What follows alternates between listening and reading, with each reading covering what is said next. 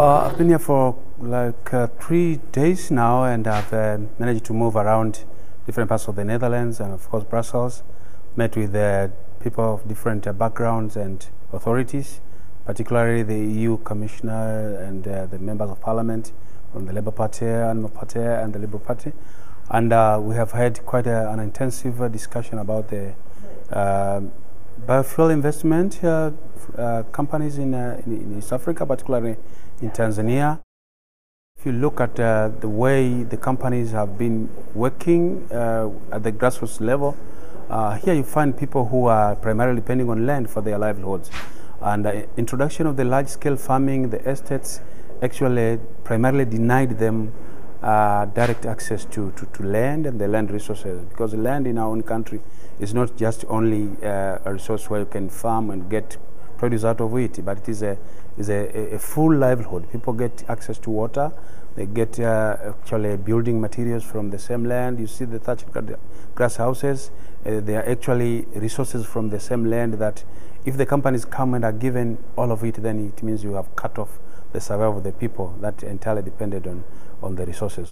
But also the kind of compensation that the companies are giving to the communities is not quite enough, because compensation relies on the principles of three. You have to pay it full, prompt and fair, but when it comes to one is losing all what he had, it's very difficult to have a full compensation paid in one installment, unless there's an arrangement where these communities can enter into agreement with the companies to continue benefiting as shareholders or benefiting from percentage of the proceeds. Then you can say, okay, the companies are investing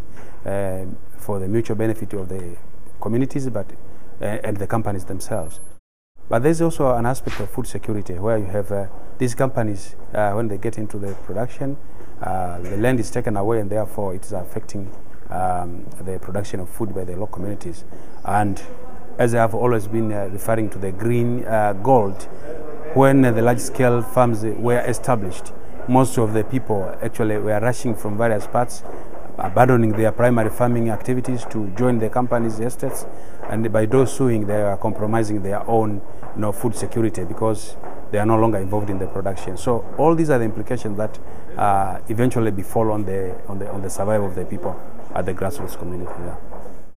There is a strong support, of course, from the policymakers that they need to take the matter further to the Parliament. But also there's a feeling among the parliamentarians that they should actually wipe off completely the large-scale investment and production of biofuel from first generation. That's the crops that the people are also using for food. And the role of the civil society, of course, both in our countries and here in Europe, is quite important in terms of continuing stressing the issues for the parliamentarians to take on board, and the role of the government as well in our own countries as well as here, in terms of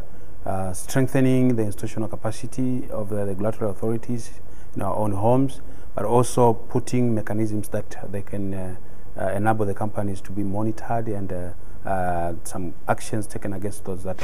are not operating according to the rules of the game that are established here in their own countries.